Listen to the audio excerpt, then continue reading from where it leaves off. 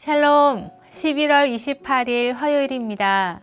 우리에게 허락하신 이 하루도 주님의 말씀으로 살아가는 멋진 날 되시길 축복합니다.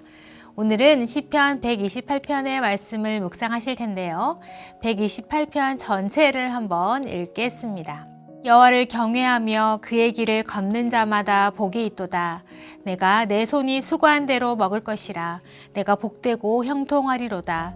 내 집 안방에 있는 내 아내는 결실한 포도나무 같으며 내 식탁에 둘러앉은 자식들은 어린 감람나무 같으리로다. 여호와를 경외하는 자는 이같이 복을 얻으리로다. 여호와께서 시온에서 내게 복을 주실지어다. 너는 평생에 예루살렘의 번영을 보며 내 자식의 자식을 볼지어다. 이스라엘에게 평강이 있을지로다. 아멘. 128편을 읽으면 한 장면이 떠오릅니다. 엄마, 아빠, 아들, 딸, 네 가족이 둘러앉아서 가정예배를 드리고 있는 그런 장면 같은 거 말입니다. 참 화목하고 다복한 가정의 모습입니다. 그런데 이 장면에 이르기까지 이 시는 한 사람으로부터 시작해서 한 가정 그리고 한 나라로까지 그 대상이 점점 확대되고 있음을 알 수 있습니다.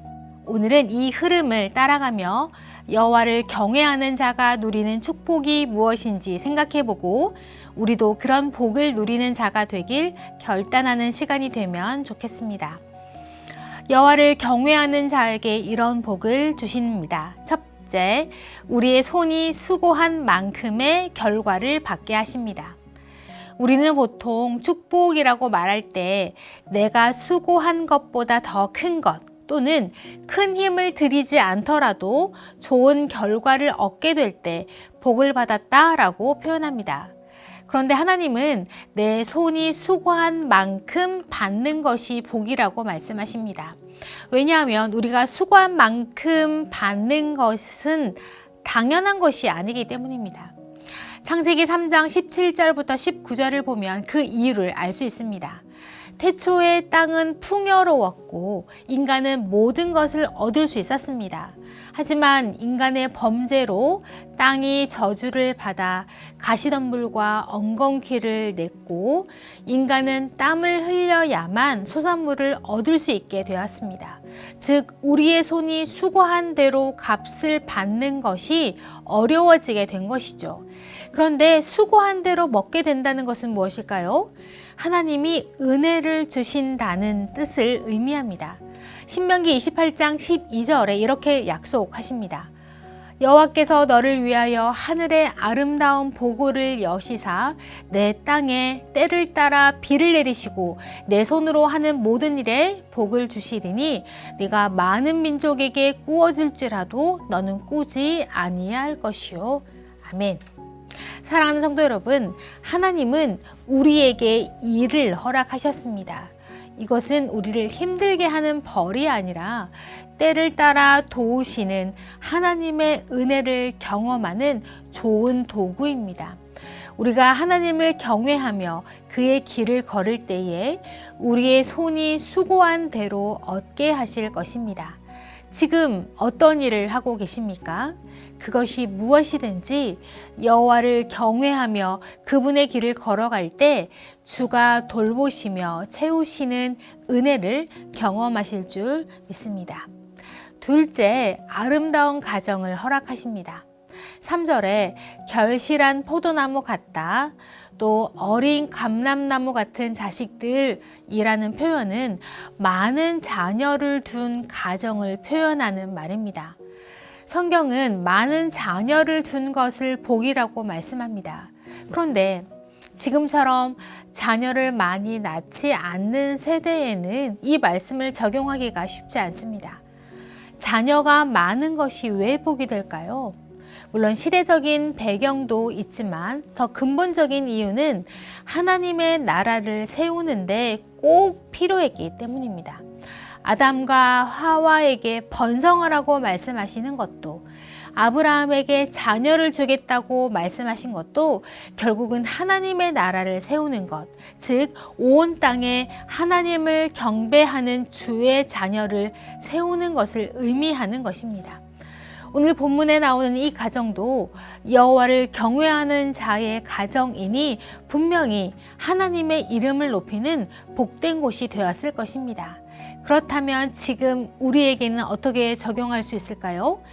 하나님이 귀한 자녀들을 보내주실 때 기쁨으로 양육하는 것, 자녀들은 하나님의 축복입니다. 만약 그럴 수 없다면 여러분의 가정을 하나님을 예배하는 가정으로 세우십시오. 여러분의 자녀, 여러분의 손자들을 하나님을 예배하는 자로 세워주십시오. 다음 세대들을 축복해 주시고 그들에게 주님의 말씀을 가르쳐 주십시오. 이것이 여호와를 경외하는 자의 모습이요, 이 가정을 통해 하나님이 영광 받으실 것입니다. 그래서 온 세상에 하나님을 경배하는 자들로 가득 채워지길 소망합니다. 셋째, 나라를 축복하십니다.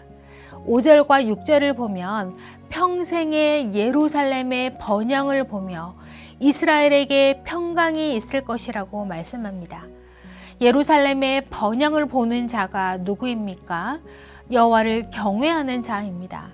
이것은 단순히 장수하면서 나라의 번영을 본다는 의미를 넘어서 여호와를 경외하는 한 사람이 여호와를 경외하는 복된 가정을 이루며 결국은 자신이 속한 공동체, 그 나라를 복되게 한다는 의미를 가진 것으로 볼 수 있는 것입니다.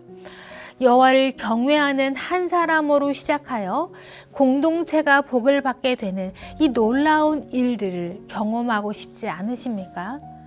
여호와를 경외하는 여러분들을 통해 가정이 복을 받고 여러분이 속한 공동체 그리고 이 나라가 주께 복을 받는 놀라운 일들이 일어나길 소망합니다. 말씀을 마무리하겠습니다.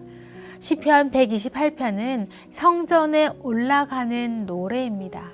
하나님을 예배하러 올라가는 길에서 여호와를 경외하는 자가 누리는 복을 노래합니다.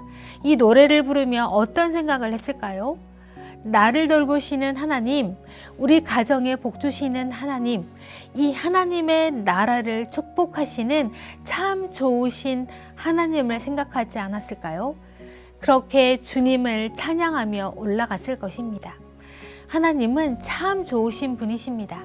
하나님은 자신을 경외하는 자에게 약속하신 복을 누리게 하십니다. 여호와를 경외하며 그의 길을 걸어가는 여러분들이 되시길 축복합니다. 그래서 여러분들을 통해서 가정이 복을 누리고 또 여러분이 속한 공동체가 복을 누리며 더 나아가서 이 대한민국도 하나님의 복을 누리게 되는 그 복된 자리로 사람들을 인도하시는 여러분들이 되시길 축복합니다. 기도하겠습니다. 여호와를 경외하는 자에게 복 주시기를 원하시는 하나님, 오늘 하루도 여호와를 경외하며 살게 하시고 약속하신 복을 누리며 살아가는 하루가 되게 도와주옵소서. 그래서 나 혼자 누리는 복이 아니라 나를 통해서 주변이 함께 주님의 축복을 경험하게 하시고 함께 주님을 찬양하는 오늘 하루가 되게 축복해 주시옵소서. 예수님의 이름으로 기도합니다. 아멘.